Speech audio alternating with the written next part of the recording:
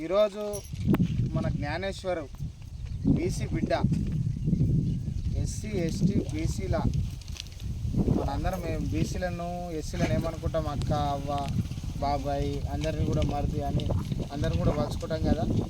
మన ఎస్సీలలో ST BC మైనార్టీలు అందరం కూడా ఒక కుటుంబానికి చెందిన వ్యక్తి.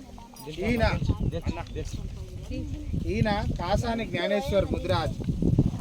ఈయన ఒక ఆటో నడిపి చాలా కష్టాలు, అంటే హ్యాండిక్యాప్డ్, ఈయన ఫిజికల్ హ్యాండిక్యాప్డ్, ఆయన కూడా దాని ఛాలెంజ్ తీసుకొని ఒక ఆటో నడిపి వార్డు మెంబర్ నుంచి కుత్బుల్లాపూర్ మండల అధ్యక్షుడిగా పనిచేసి ఆ తర్వాత రంగారెడ్డి జిల్లా పరిషత్ చైర్మన్గా పనిచేసిండు, మరియు ఎమ్మెల్సీగా పనిచేసిండు. 96 కులాల కోసం, అంటే బీసీలలో ఉన్న బీసీల ఉపకులాల కోసము, ఎస్సీలలో ఉన్న మాలాల కోసము, మరియు ముస్లింల కోసం, అందరి కోసం కూడా సామాజిక న్యాయం కోసం, అంటే మన అందరి హక్కుల కోసం ఈయన పోరాటం చేసిండు. ఇప్పటికి కూడా ఈడ బీసీలు ఎంతమంది రమ్మా ఉన్నారు? ఎవరైనా బీసీలు ఈ దేశ జనాభాలో మనం ఎంతమంది ఉన్నామో తెలియదు. ఈ దేశంలో చెట్లు ఎంతున్నాయో, యాప చెట్లు ఎంతున్నాయో తెలుసు. ఈ దేశంలో పులులు ఎంతున్నాయో తెలుసు. ఈ దేశంలో ఏనుగులు ఎంతున్నాయో తెలుసు. ఈ దేశంలో పాములు ఎంతున్నాయో తెలుసు. కానీ బీసీలు ఎంతమంది ఉన్నారో తెలియదు.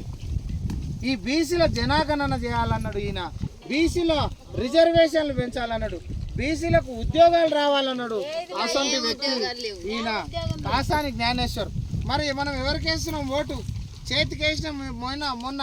మరి వాళ్ళు ఇచ్చిన హామీలు ఏమున్నాయి? మనకు 2000 ఆడపిల్లలకు 2500 రూపాయలు ఇస్తాడు. ఇలాంటి తాత లాంటి వ్యక్తులకు, వృద్ధులకు 2000 నుంచి 4000 పింఛన్ ఇస్తాడు, ఇయ్యలేడు. అలాగే ఉచితంగా కరెంట్ మాఫీ కూడా 2 లక్షల వరకు రుణమాఫీ చేస్తాడు. ఇట్లా చాలా 420 పథకాలు పెట్టి ఏ ఒక్క పథకం కూడా చేయలేదు. ఒక ఆడపిల్లలకు మాత్రం ఉచితంగా బస్ చేసినాం. మనలాంటి కూలి తల్లులు మనం ఎప్పుడు పోతాం ఊర్లకు? ఏడాదికి ఒక దినం తల్లిగారు ఇంటికి పోతాం. మరి దీనికోసమా మనం?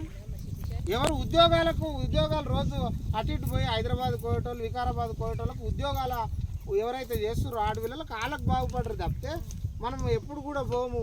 మరి మనకేం లాభం? మరి 420 పథకాలు పెట్టి ఏ పార్టీలో నన్ను ఉండొచ్చు. ఇంట్లో మనం కాంగ్రెస్లో ఉండొచ్చు, తెలుగుదేశంలో ఉండొచ్చు, టీఆర్ఎస్లో ఉండొచ్చు. మన కోసం ఎవరు మాట్లాడతారు? గొంతుకు అసెంబ్లీలో ఎవరు ఆలోచన చేస్తారు? చట్టసభలలో ఢిల్లీలో ఉన్న పార్లమెంట్లో ఎవరు ఆలోచన చేస్తారు అని ఆలోచన చేసి ఓటేయాలి. ఆ ఓటు మొన్న వేసినాము, కేసీఆర్ మంచిగా చేయలేడు అని చెప్పి ఈసారి మార్చాలనే ఆ ఉద్దేశంతో కాంగ్రెస్ కోటేసినాం. కానీ మరి కేసీఆర్ చేసిన పథకాలు కూడా ఇప్పటికి కూడా చేయలేడు. ఆయననేమో 100 ఎకరాలు ఉన్న వాళ్ళకు కూడా మన రైతు బంధు ఇస్తే ఈయన 5 ఎకరాల ఉన్నోళ్ళకే ఇస్తానని. కానీ మరి ఇప్పుడు కూడా రైతు బంధు పడలేదు ఎవరు కూడా. చాలా మంది ఎవరు కూడా పడలేవు. కొంతమందికి అడ్డే, కొంతమందికి పడందలేవు అన్నట్టు. మరి ఇదే విధంగా మనం అందరం కూడా మోసమే పోతున్నాం. ఇలాంటి వ్యక్తి ఒక బీసీ బిడ్డ. మనం ఏం చేస్తున్నాము? ఎవరికొవరికి ఓటేస్తున్నాం, ఆడు పోయి వాళ్ళ వర్గాలకే చూసుకుంటున్నాం. మరి మన అందరి గురించి ఆలోచన. అమ్మ అంటుంది 500 ఇస్తే ఓటేస్తాం, ఈసారి ఎవరు కూడా ఓటేయమాట. మనం 500కు ఓటేస్తే మంచోడు రాజ్యంలో కూర్చుంటాడా? 500 360 రోజులకు ఇట్లా 5 సంవత్సరాలు చేస్తే మనకు శారాన కూడా కాదు, శారాన పైసలు కూడా కాదు. మరి ఈ చారణ కోసం ఓటు అమ్ముకుంటారా? అమ్ముకోవద్దు ఎప్పుడు కూడా. మనమే 500 ఇచ్చి మంచోనికి ఓటు వేయాలి. ఇలాంటి తల్లికి నీకు ఎంతమంది పిల్లలు ఉన్నారమ్మా? చదువున్న వాళ్ళే వేయలేరు. గట్టిగా సపోర్ట్లు కొట్ట.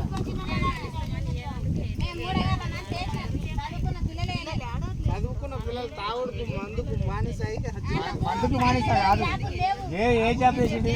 జాబ్ లేక ఈ కేసీఆర్ జాబ్ చేస్తలేడు. కేసీఆర్ మారవాలి చెప్పాలి. అయితే ఇప్పుడు నేను చెప్తాను, రేవంత్ రెడ్డి కూడా ఈ 5-6 పథకాలు పెట్టిండు కదా. ఇప్పుడు రేవంత్ రెడ్డి కూడా మారుతాం పబ్లిక్ తో పాటు. నేను చెప్పేది కాదు.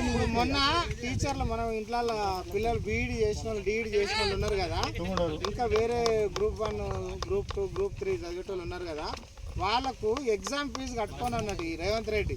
మొన్న టెట్కు 1000 రూపాయలు తీసుకున్నారు ఎస్సీలకు, బీసీలకు 1500 తీసుకున్నారు.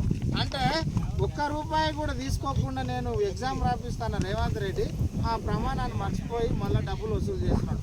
కాబట్టి మనం అందరం కూడా ఒకసారి ఆలోచన చేసి